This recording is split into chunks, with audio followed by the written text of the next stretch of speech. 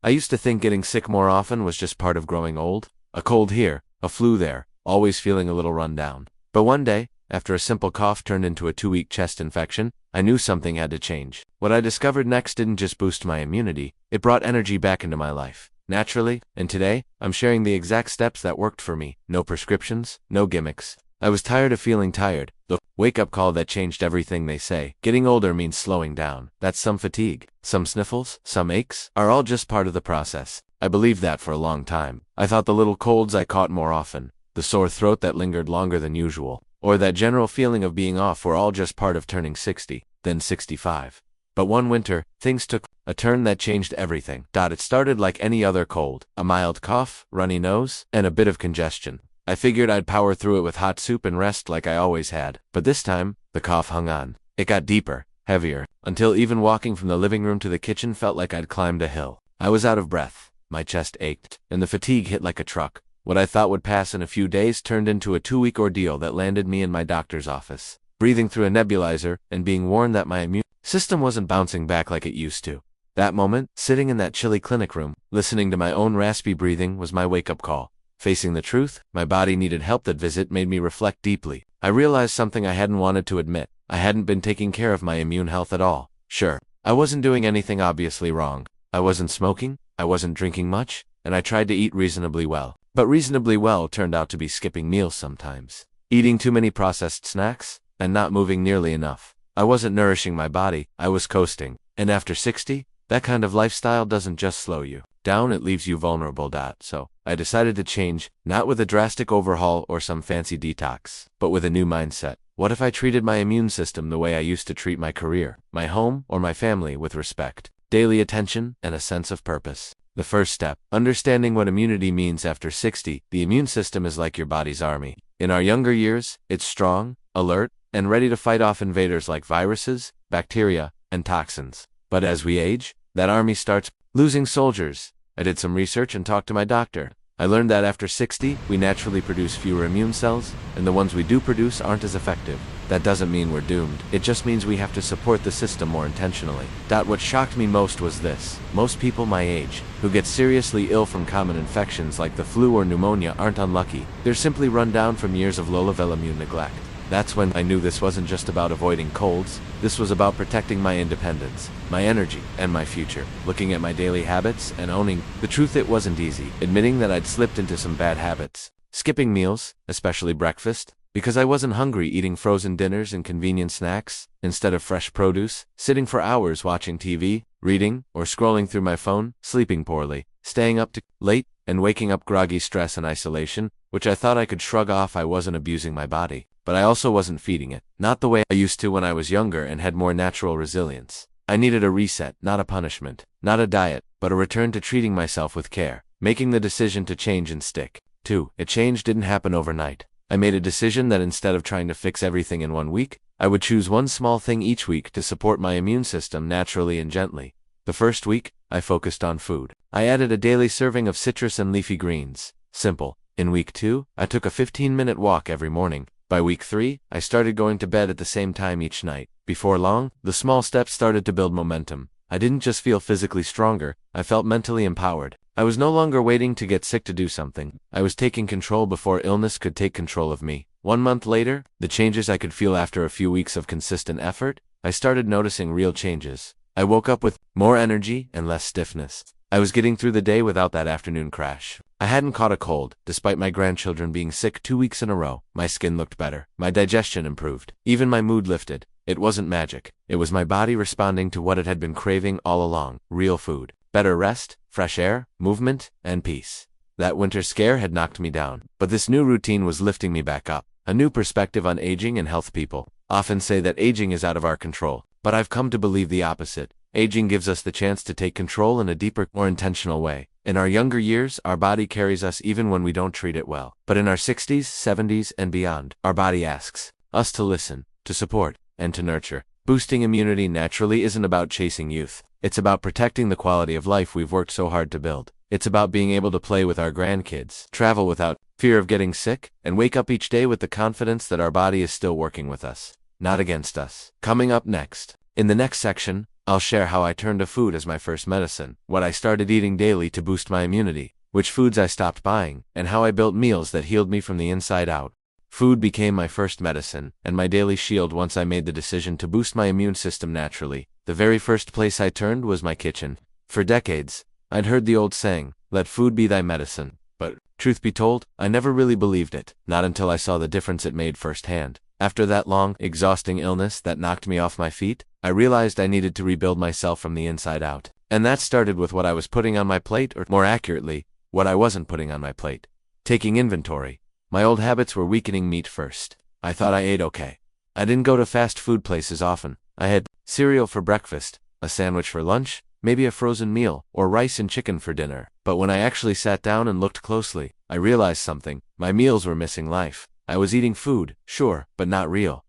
IMMUNE supporting food. My plate lacked color, variety, and most importantly, freshness. I was relying too heavily on packaged items, processed sauces, white bread, sugary cereals, and those just microwave and eat dinners that are convenient but not nourishing. There were very few fruits and vegetables, almost no fermented foods, and not nearly enough natural vitamins or minerals. No wonder my body wasn't fighting infections like it used to. I was giving it ammunition from decades ago, not what it needed today. Starting simple, one immune-boosting ingredient at a time. I didn't want to overwhelm myself with complicated recipes or big grocery hauls. So I decided to start small, just one immune-boosting food a day. That first week, I added a fresh orange to my morning routine. I didn't expect much, but I found it incredibly refreshing. Soon, I was enjoying the crispness of apples, the sweetness of berries, and the satisfying crunch of raw carrots. These were foods I had enjoyed in my youth, but had slowly stopped buying over the years. I kept things simple. Fresh leafy greens like spinach or kale in a small salad at lunch, a handful of pumpkin seeds for a midday snack, ginger shaved into hot water, garlic minced into my soups, turmeric, a golden spice I had heard about for years, now sprinkled onto roasted vegetables one by one. These natural ingredients started making their way into my kitchen, and into my immune system. The anti-inflammatory power of color. One thing I quickly noticed, the more colorful my plate became, the better I felt. Red bell peppers, purple cabbage, green broccoli, orange sweet potatoes, blueberries. These weren't just pretty. They were loaded with antioxidants, vitamins like C, A, and E, and compounds that fight inflammation. I had never thought about inflammation before, but once I started learning, I realized it was the hidden enemy behind so many problems: aching joints, slow healing, even weakened immunity. And the best way to fight it, not with pills, with colorful, whole foods.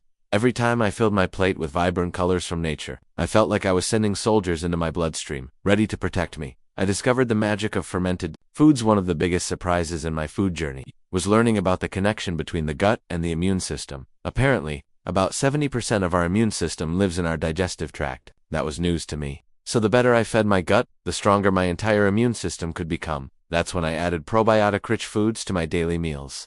A spoonful of plain yogurt after lunch, a small serving of sauerkraut with dinner. Occasionally I'd sip on kefir or a bit of miso soup at first. It felt odd to eat these tangy fermented foods, but my digestion improved quickly. I felt less bloated, more energized after meals, and most importantly, I stayed well through the next seasonal change. No sniffles, no sore throat, not even a mild cough. It was like I had built a barrier from the inside out. What I gave up and didn't miss, of course. Part of this journey wasn't just about what I added, it was also about what I let go of. Now, I'm not here to preach perfection. I still enjoy a treat here and there. But I made some key changes that truly helped my immune system reset. I cut way back on added sugar. Sugar weakens white blood cells, the very cells that fight infection. I didn't give it up completely, but I stopped buying sugary cereals, flavored yogurts, and store-bought pastries. I reduced processed foods and frozen dinners. These meals are usually packed with preservatives, sodium, and low-quality oils. I replaced them with simple home-cooked meals, even if it was just a baked sweet potato and steamed broccoli. I ditched sodas and fruit juices. They were loaded with sugar and offered no real nutrition. Instead, I drink more water, herbal teas, and occasionally add a slice of lemon or cucumber to my glass for flavor. I watched my salt intake. High sodium weakens the body's ability to fight inflammation and dehydrates us, which is the last thing our immune system needs. What surprised me most is how little I missed these things. After a few weeks, my taste buds adjusted. The natural sweetness of fruits became satisfying, and the depth of flavor in fresh herbs and spices kept my meals interesting. My immunity-boosting daily meal plan, simple and sustainable to make it easy for myself, and now, to share with you. Here's what a typical day of immune-supporting meals looks like for me. Breakfast, warm lemon water, oatmeal with ground flaxseed, cinnamon and berries, 1 boiled egg. Lunch, spinach salad with carrots, red cabbage, pumpkin seeds, and a vinegar olive oil dressing, grilled chicken, or beans. Small yogurt with a dash of honey. Snack, sliced apple with almond butter, herbal tea like ginger or echinacea dinner, baked salmon or lentil stew, steamed broccoli or roasted root vegetables, sauerkraut or a probiotic side, chamomile tea before bed. It isn't fancy, it's not hard, it's real food with real power. The best part? It's never too late if you're in your 60s, 70s, or even 80s and thinking, isn't it too late to change? Let me stop you right there. It is never too late to nourish your immune system. I started making these changes in my late 60s, and within a few months, I felt like a different person. Stronger, more alert, more resilient. We may not be able to stop aging, but we can absolutely age stronger with the help of what's on our plate. Next up, in the next section, I'll show you how I discovered the missing ingredient I didn't even realize was hurting my immune system. Movement. You don't have to run marathons or lift weights, but even gentle, daily activity can be a game changer. The secret weapon I was missing. Daily movement. I'll be honest with you. When I first started trying to boost my immunity, I focused entirely on food. That made sense to me. Eat better, feel better, simple. But what I didn't realize, until a few months in, was that there was another crucial piece of the puzzle I was missing, and it had nothing to do with my kitchen. It was movement, not intense exercise, not joining a gym or signing up for a fitness class. Just simple, intentional, daily movement that helped my body do what it was meant to do: circulate, breathe, and heal. And once I embraced this part of the journey, everything, it started to change. I thought I was active enough. I wasn't like many people my age. I thought I was doing just fine in the movement department. After all, I wasn't bedbound. I moved around the house. I did a bit of gardening. I walked to the corner store now and then. Wasn't that enough? But when I started paying attention, really tracking my activity, I was stunned to see how sedentary my lifestyle had become. Hours spent sitting. After breakfast with the newspaper, watching TV in the afternoon, scrolling on my phone, and the evening reading before bed, it added up to 8 to 10 hours a day of sitting, and that's not counting nap time. The truth is, my immune system was doing the best it could, but my lack of movement was working against it. Why movement matters for immunity. As I started reading more, I discovered something fascinating. Exercise doesn't just build muscles. It literally mobilizes your immune system. Every time you move, your heart pumps blood faster, your lymphatic system drains wastes more efficiently, and your white blood cells, your infection fighters, get distributed throughout your body. It's like sending your internal defense team out on patrol. What's more, moderate movement helps lower chronic inflammation, reduce stress hormones like cortisol, and improve sleep, all things that directly affect your ability to stay well. And the best part, you don't need to do anything extreme. In fact, for seniors, gentle, daily movement is far more effective and safer than pushing yourself too hard. My first steps, literally. The first thing I did was incredibly simple. I set a goal to walk for 10 minutes every morning. That's it. No big expectations, no fancy gear, just me, my sneakers, and the sidewalk. At first I just walked around the block. The first few days, I got a little winded. My knees ached, but within 2 weeks I could feel my energy increasing. My legs felt stronger, and I was sleeping more soundly. More importantly, I noticed a new lightness in my mood. I wasn't just moving my body, I was moving my mind out of that foggy, tired space it had been trapped in. So I kept going, building a routine that fit my life. The trick was making movement part of my daily rhythm, not something I had to fit in or force. Here's what my immune-boosting movement routine looks like now. Morning walk. 15 to 20 minutes helps wake up the body, improve circulation, and expose me to natural sunlight. A big boost for regulating my sleep-wake cycle and immune rhythms. Midday stretch, -5 to 10 minutes, just some light movements to keep my joints fluid. Shoulder rolls, neck circles, gentle toe touches. I often use a chair or wall for support. Evening movement, -10 minutes of Tai Chi or balance exercises. This is my favorite part. I play calming music and follow a simple video for seniors. It helps release tension and brings peace before bedtime. On days I feel sore or tired, I don't push myself. I might just stretch in bed or take deep breaths. But even 5 minutes of intentional movement is better than none. Turning housework into health work. Another game changer for me was reframing chores as movement opportunities. Instead of dreading laundry, vacuuming, or sweeping the porch, I began to see them as built-in ways to stay mobile and get my blood flowing. Folding clothes while standing, doing light lunges while brushing my teeth, taking the stairs instead of the elevator when safe, putting on music and swaying as I clean the kitchen. These little bursts of movement added up. My joints felt looser, my digestion improved, and I didn't feel so stiff in the mornings anymore. The surprising benefit, I got sick less often after about 2 months of consistent movement. I noticed something unexpected. I wasn't catching colds like I used to. Usually, by the time the weather turned cool, I'd be dealing with sniffles or a sore throat. But this time, nothing. My doctor even mentioned at my regular checkup that my blood pressure had improved, my inflammation markers were down, and my energy seemed noticeably better. I told him it was thanks to walking, stretching, and a better routine. He smiled and said, "You're giving your immune system what it needs: oxygen, circulation, and calm." What to avoid. The exercise mistakes that hurt immunity. I also learned what not to do when adding movement to your life, especially after 60. Don't overdo it. Too much intense exercise can actually suppress immunity, especially if it causes fatigue or stress. Don't ignore pain. Listen to your body. If a joint hurts, stop. Find alternatives. There are always gentler options. Don't compare yourself to others. Forget what your neighbor or grandkids can do. This is your body, your pace, your health journey. Don't treat movement like punishment. It's not about burning calories, it's about waking up your immune system, lifting your mood, and staying active. Movement equals confidence. There's one benefit that no doctor could have predicted, and that's how movement made me feel about aging. Every time I took a walk or stretched my body, I proved to myself that I wasn't broken. I wasn't too old. I was still strong, capable, and in control. And that confidence, that quiet power, is one of the greatest immune boosters of all. When your mind feels strong, your body follows. When your body moves freely, your mind feels at peace. Coming up next, in the next section, I'll share how I repaired my broken sleep schedule, and how getting quality rest finally gave my immune system the nightly recharge it desperately needed. Sleep isn't just rest, it's recovery. And when you learn how to fix it, your whole body and life starts to feel different.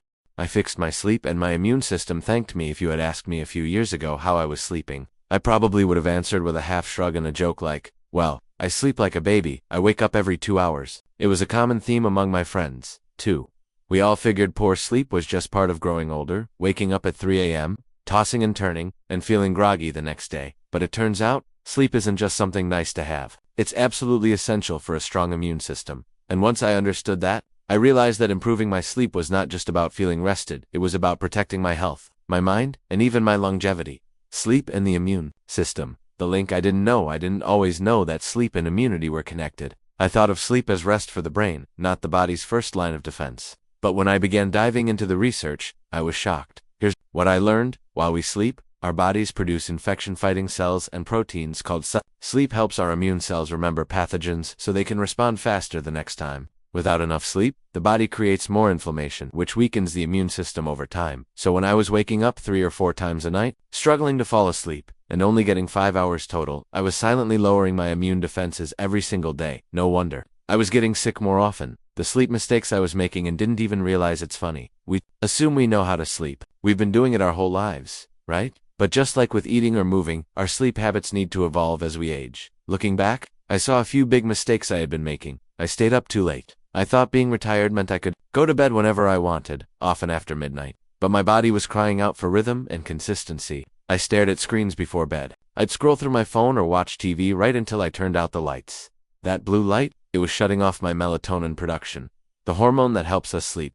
I drank tea or snacks late into the night, even healthy snacks. Or herbal teas can keep you awake if consumed too late, especially if they're sugary or stimulate digestion. I didn't have a wind-down routine. I expected to fall asleep immediately after a full day of stimulation, but I wasn't giving my mind or body a chance to relax. Once I saw these habits for what they were, sleep blockers, I knew I had to make a change. Building a sleep ritual that works for my body. Fixing my sleep wasn't about taking pills or counting sheep. It was about building a gentle, reliable routine that sent my body the message: it's safe to rest. Now, here's what I started doing, and still do today. Same bedtime every night. Around 9:30 p.m. THIs was hard at first, but now my body knows it's time to sleep. I aim to get 7 to 8 hours, and I wake up around 5:30 or 6 a.m. naturally. Dim the lights at 8 p.m., I turn off overhead lights and switch to lamps with warm, soft light. This helps my brain start producing melatonin.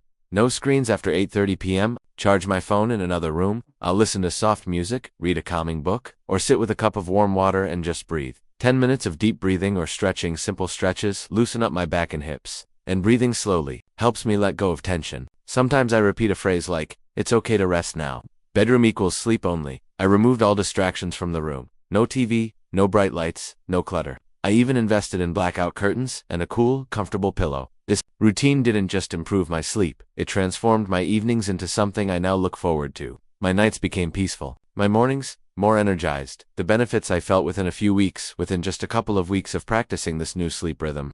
I began noticing real, tangible benefits. I stopped getting minor infections. Where I used to get a sore throat after visiting grandkids, I started bouncing back with no symptoms. My energy lasted all day. No more dragging by 2 p.m. or reaching for caffeine. My digestion improved. Sleep gave my body more time to rest and repair. Even my appetite became more balanced. My mood lifted. Better sleep led to fewer anxious thoughts and more emotional resilience. I felt calm, steady, and patient again. But most surprising of all, my memory improved. I started recalling names, dates, and conversations more clearly. I realized how much brain fog I had accepted as normal, and how much sleep was the missing piece. What to do about 3 a.m. wake-ups? Let's talk about this, because it happens to many of us. Even with all these changes, there are still nights when I wake up in the middle of the night. The difference now is, I know how to respond. Here's my routine for handling night wake-ups. Don't panic. I remind myself it's okay. The body goes through natural cycles of wakefulness.